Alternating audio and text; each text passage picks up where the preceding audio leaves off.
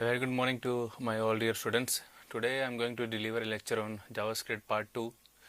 जो पहले लेक्चर था जावास्क्रिप्ट का, उसके अंदर हमने ये देखा था कि जावास्क्रिप्ट किस लिए यूज़ होती है, क्लाइंट स्क्रिप्ट क्या होती है, कैसे हम जावास्क्रिप्ट को HTML के साथ एम्बेड कर सकते हैं। क्योंकि जावास्क्रिप्ट का जो प्रोग्राम होता है उसको आप जावास्क्रिप्ट का मेन यूज़ क्या है।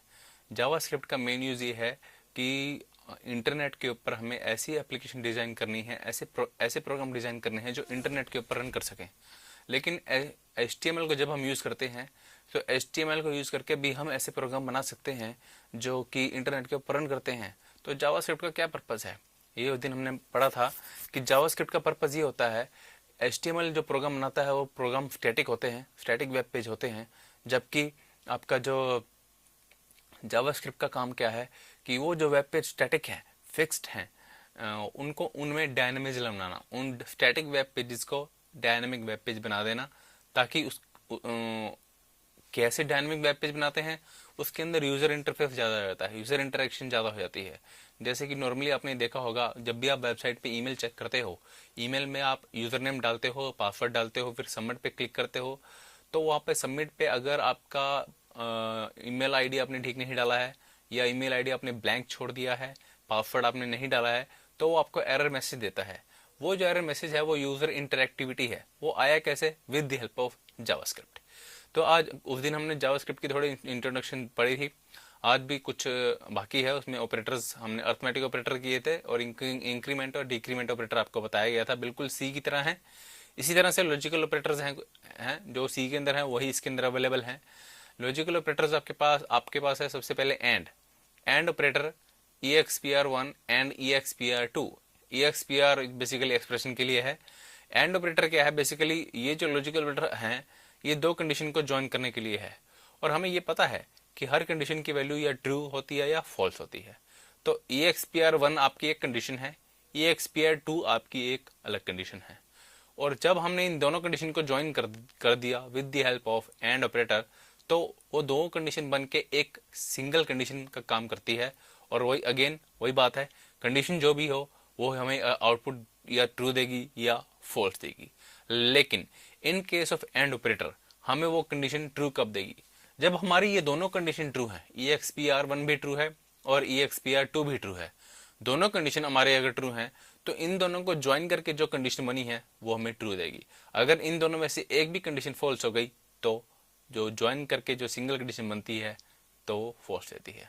और ऑपरेटर के केस में थोड़ा सा डिफरेंस ये आता है कि अगर एक कंडीशन, इन दोनों कंडीशन में से एक भी कंडीशन ट्रू हो जाए तो हमें ट्रू मिलेगा, अगर दोनों फॉल्स हो जाएं तो फॉल्स मिलेगा। नॉट ऑपरेटर क्या करता है?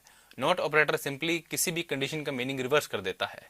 मींस अगर कोई कंडीशन ट्रू है तो यह हमें फॉल्स देगा, और अगर कोई कंडीशन फॉल्स है तो ये हमें ट्रू देगा। हर एक ऑपरेटर के सामने उसका डिस्क्रिप्शन रिटन है, आप देख सकते हैं कि किस ऑपरेटर का क्या मीनिंग है, किस पर्पज के लिए यूज होता है। जस्ट लाइक सी लैंग्वेज, बिल्कुल कोई डिफरेंस नहीं है, ऑपरेटर यूज करने का भी वही ढंग है। स्पेशल ऑपरेटर्स, कुछ स्पेशल ऑपरेटर्स अवेलेबल हैं अब आपके जावास्क्रिप्ट के अंदर। सबसे पहले न्यू ऑपरेटर। न्यू ऑपरेटर जो होता है, आपके अगर जैसे ऑब्जेक्ट हैं, जावास्क्रिप्ट के अंदर सारा काम ऑब्जेक्ट से होता है, तो इसलिए हम इसको ऑब्जेक्ट ओरिएंटेड लैंग्वेज भी कह सकते हैं। Basically not completely object oriented but to a little instance. तो न्यू ऑपरेटर क्या करता है कि कोई भी ऑब्जेक्ट अगर आपके प्रोग्राम में यूज कर रहे हो, इंटीजर का, नंबर टाइप, डाटा टाइप का कोई प्रोजेक्ट है, नंबर है, एरे है, डेट है, मैथ है, मैथ का जैसे कोई ऑपरेशन परफॉर्म करना चाहते हो तो आपको मैथ का ऑपरेशन परफॉर्म करने के लिए, साइन एक्स कोस एक्स निकालने के लिए आपको मैथ का ऑब्जेक्ट बनाना पड़ेगा। वो ऑब्जेक्ट बनाने के लिए उस ऑब्जेक्ट का एक नया इंस्टेंस क्रिएट करने के लिए आप न्यू ऑपरेटर का यूज करते हो। तो न्यू ऑपरेटर आपका यूजर डिफाइंड डाटा टाइप के साथ भी यूज हो सकता है, और बिल्ट इन डाटा टाइप जैसे कि मैंने बताया, एरे, नंबर, डेट और स्ट्रिंग। यहाँ पर हम, आपके पास सिंटैक्स भी है, यहाँ पर देखिए सिंटैक्स के अंदर हमने लिखा है object name is equal to new object type argv1 argv2। Means पहले आप ऑब्जेक्ट का नाम आएगा, जिस ऑब्जेक्ट का नाम आप कुछ भी दे सकते हो, कोई प्रॉब्लम नहीं है। फिर न्यू ऑपरेटर यहाँ पर यूज होगा, इक्वल टू के बाद न्यू ऑपरेटर। ऑब्जेक्ट टाइप, किस टाइप का ऑब्जेक्ट बनाना चाहते हो, एरे टाइप का, नंबर टाइप का, डेट टाइप का, स्ट्रिंग टाइप का, किस टाइप का आप ऑब्जेक्ट बनाना चाहते हो, उस और टाइप आपको लिखनी पड़ेगी। और फिर अगर उसके कुछ आर्ग्यूमेंट्स हैं तो जैसे कि एग्जांपल आपके सामने है, अगर हमने कोई एरे बनानी है 25 एलिमेंट्स की, तो हमने क्या किया यहाँ पर, सिंपली सी की तरह हम नहीं कर सकते इंटीजर A25 जैसे हम सी में करते हैं, वैसा नहीं कर सकते आप, आपको न्यू ऑपरेटर यूज करना पड़ेगा। तो रिकॉर्ड आपने क्या बनाया, एक नया इंस्टेंस क्रिएट किया, किस टाइप का, एरे टाइप का। तो रिकॉर्ड के अंदर कितने एलिमेंट आप स्टोर कर सकते हो, 25 एलिमेंट्स आप स्टोर कर सकते हो। तो इस तरह से न्यू ऑपरेटर आपका यूज होता है to create an instance of an object type और द डेटा टाइप। इसके बाद है वॉइड ऑपरेटर। हमको पता है वॉइड डाटा टाइप सी के अंदर क्या करती है। वॉइड डाटा टाइप जो है वो सी के अंदर एक काम करती है कि void means empty, no value. तो अगर हम किसी जावास्क्रिप्ट में कोई एक्सप्रेशन यूज हो रहा है, उस एक्सप्रेशन के साथ अगर हम वॉइड लगा देते हैं, जैसे कि हमने ये ढंग देखा हुआ है, दो ढंग से आप लगा सकते हो, जावास्क्रिप्ट कोलन वॉइड ब्रैकेट में एक्सप्रेशन, फिर JavaScript colon void expression. The void operator specifies, the void operator क्या करता है, specify an expression to be evaluated without returning a value. यानी कि आपका एक्सप्रेशन तो पूरा चलेगा, आपने लिख दिया a प्लस बी माइनस सी, लेकिन उसके आगे आपने लिख दिया वॉइड। अब अगर a प्लस बी, क्योंकि a प्लस बी माइनस सी आपकी कैलकुलेशन जरूर होगी, अब चाहे वो कैलकुलेशन आपकी 10 आए, 5 आए, 0 आए, लेकिन वॉइड क्या करेगा, एम्प्टी वैल्यू रिटर्न करेगा, विदाउट रिटर्निंग वैल्यू, उसको रिटर्न नहीं करने देगा, उस एक्सप्रेशन को कोई वैल्यू रिटर्न नहीं करने देगा, क्योंकि वो क्या है, एक वॉइड एक्सप्रेशन बन जाता है। और वॉइड का मीन्स है nothing, empty, blank, null, whatever you want to say. इसके बाद आपका आता है दिस कीवर्ड, इसको हम दिस ऑपरेटर भी बोलते हैं। तो आपके ये स्पेशल ऑपरेटर हैं जो हम सिर्फ जावास्क्रिप्ट के अंदर ही यूज करते हैं। दिस ऑपरेटर, दिस ऑपरेटर में क्या है कि जैसे आप मान लो आपने कोई फॉर्म बनाई है HTML के अंदर, ध्यान से सुनिएगा, अगर आपने HTML के अंदर कोई फॉर्म बनाई है, उसके अंदर आपने 3 बटन बनाए, एक का नाम है मान लो यस, एक का नो और एक का कैंसिल, 3 आपने बटन बनाए। अब आप एक टाइम पे एक ही बटन पे क्लिक करते हो, तो जिस टाइम आपने जिस बटन पे क्लिक किया, तो वो आपका करंट ऑब्जेक्ट हो गया। जिस भी ऑब्जेक्ट को यूज कर रहे हो आप, वो आपका एक करंट ऑब्जेक्ट हो जाता है, चाहे वो टेक्स्ट फील्ड हो, चाहे वो लिस्ट आइटम हो, चाहे वो बटन हो, कमांड बटन हो, कि रेडियो बटन हो, चेक बॉक्स हो, जो भी आपने फॉर्म के अंदर आपने कंट्रोल बनाए हैं HTML को फॉर्म टैग का यूज करके, जिस भी कंट्रोल को यूज करोगे आप, वो आपका करंट ऑब्जेक्ट बन जाता है। और करंट ऑब्जेक्ट का आपको बार बार नाम लिखने की जरूरत नहीं पड़ती है। आप दिस कीवर्ड आपका यही काम करता है, बिल्कुल जावा में भी है आपका दिस कीवर्ड यही करता है कि this refers to the current object, जो ऑब्जेक्ट आप प्रेजेंटली यूज कर रहे हो, जिस ऑब्जेक्ट को आपने क्लिक किया, जिस ऑब्जेक्ट में आपने टाइप किया, जिस ऑब्जेक्ट को आपने सिलेक्ट किया, वो आपका दिस उसको रेफर कर सकता है। This refers to the current object.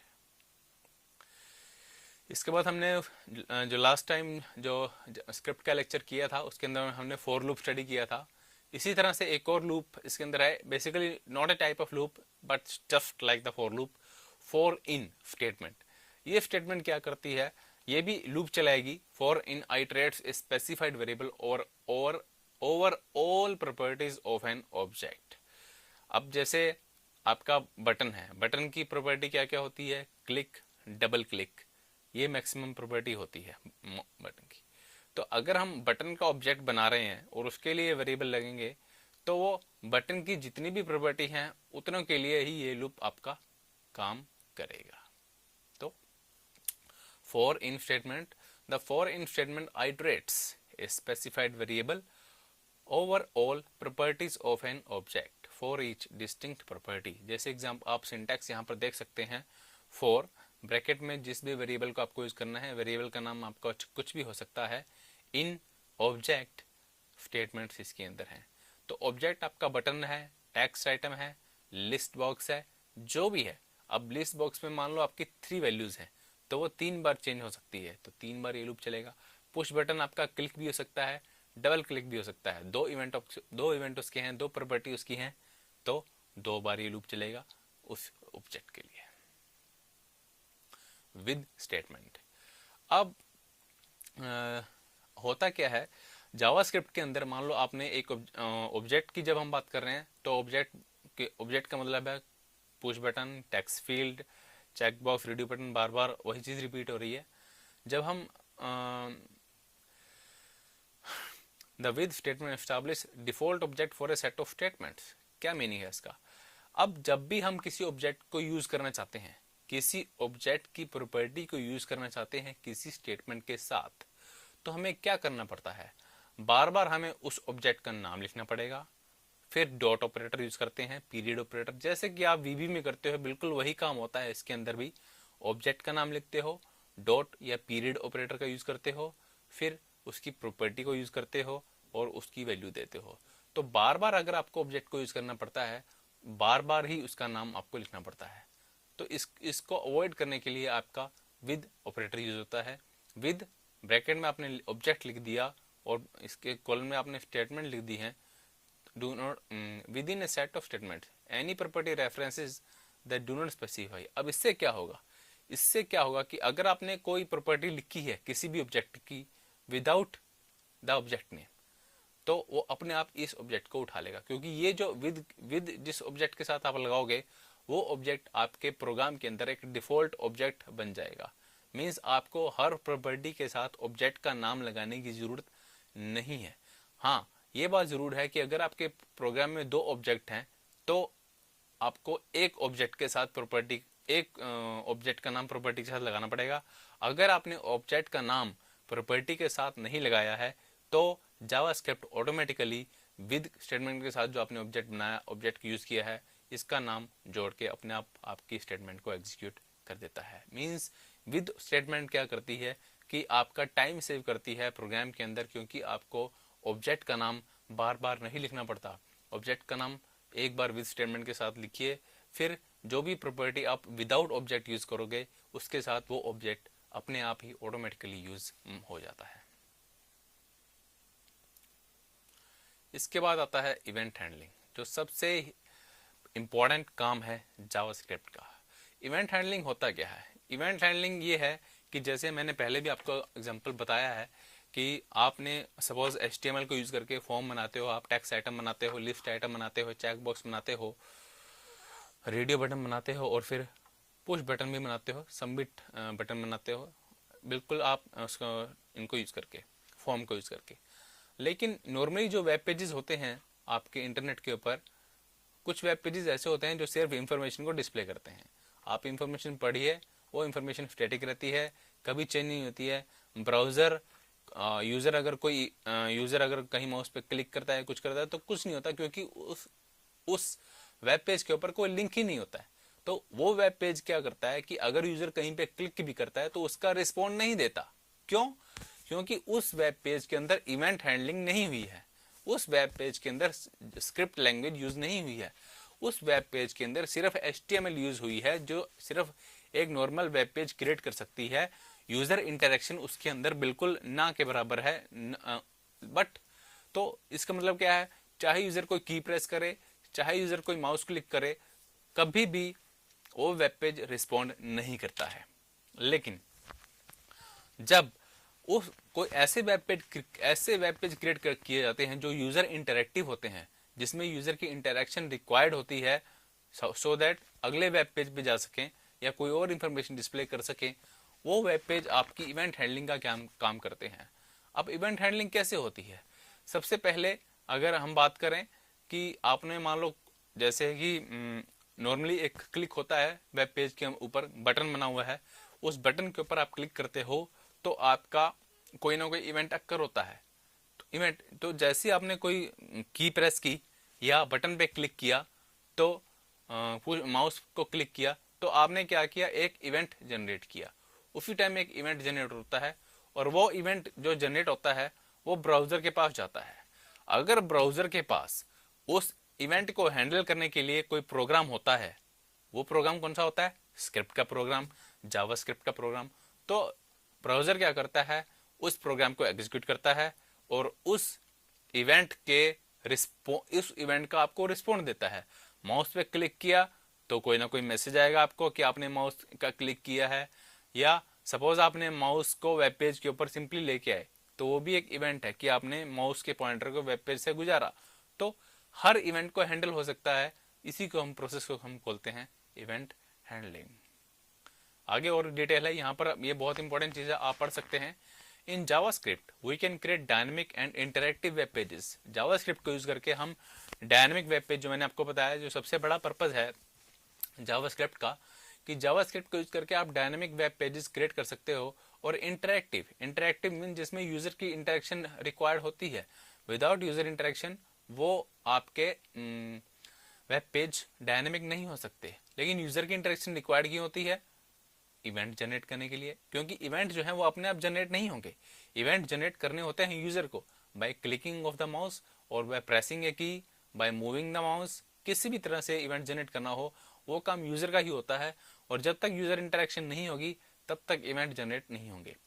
Every user action is referred to as event. अब यूजर कोई भी काम करे, वो मैंने आपको बताया, जैसे आपने ये पॉइंटर इस तरह से मूव किया like this in the browser window, या किसी बटन के ऊपर क्लिक कर दिया, या टेक्स्ट फील्ड जो आपको दी हुई है उसके अंदर आपने टाइप कर दिया तो उसकी वैल्यू आपने चेंज की है। सिलेक्ट, आपके पास रेडियो बटन है, रेडियो बटन में से आपने कुछ सिलेक्ट कर लिया। चेक बॉक्स है, चेक बॉक्स को टिक कर दिया। तो ये सारे क्या है, यूजर की इंटरेक्शन हो रही है। यूजर इंटरेक्शन हो रही है तो यूजर क्या कर रहा है, इवेंट जनरेट कर रहा है, कभी माउस को क्लिक करके, कभी चेकबॉक्स को क्लिक करके, कभी रेडियो बटन सेलेक्ट करके, कभी टेक्स्ट फील्ड में टाइप करके। ये सारे यूजर क्या कर रहा है, इवेंट जनरेट कर रहा है। द एक्शन ऑफ यूजर, अब यूजर जो भी काम करता है, जो इवेंट जनरेट करता है, is inform to the web browser. उसका वो कमांड किसके पास जाती है, वेब ब्राउजर के पास जाती है। वेब ब्राउजर क्या करता है कि उस इवेंट को हैंडल करता है, यानी कि यूजर जो भी काम चाहता है वो परफॉर्म कर देता है web browser. This process of handling user action on web page by the web browser is called event handling. आप ये बहुत इंपॉर्टेंट, आपको इवेंट हैंडलिंग का पूरा इसमें कंसेप्ट क्लियर हो जाता है, क्योंकि जावास्क्रिप्ट का मैंने आपको बताया था, अगर आप जावास्क्रिप्ट के अंदर भी प्रोग्राम बनाते हो तो वो प्रोग्राम आपके क्लाइंट साइड स्क्रिप्टिंग की बात हो रही है। तो जो जावास्क्रिप्ट जो यूज होती है क्लाइंट साइड स्क्रिप्टिंग के लिए, क्लाइंट साइड स्क्रिप्ट के प्रोग्राम वो होते हैं जो आपके मशीन पे डाउनलोड होते हैं इंटरनेट सर्वर से, आपकी मशीन पे डाउनलोड होते हैं। वेब ब्राउजर उन प्रोग्राम को एग्जीक्यूट करता है। तो वेब ब्राउजर ही मैंने इसलिए बताया कि अगर माउस क्लिक करोगे तो वो प्रोग्राम, वो कमांड जो है वेब ब्राउजर के पास जाएगी, वेबसाइट के सर्वर के पास नहीं जाएगी।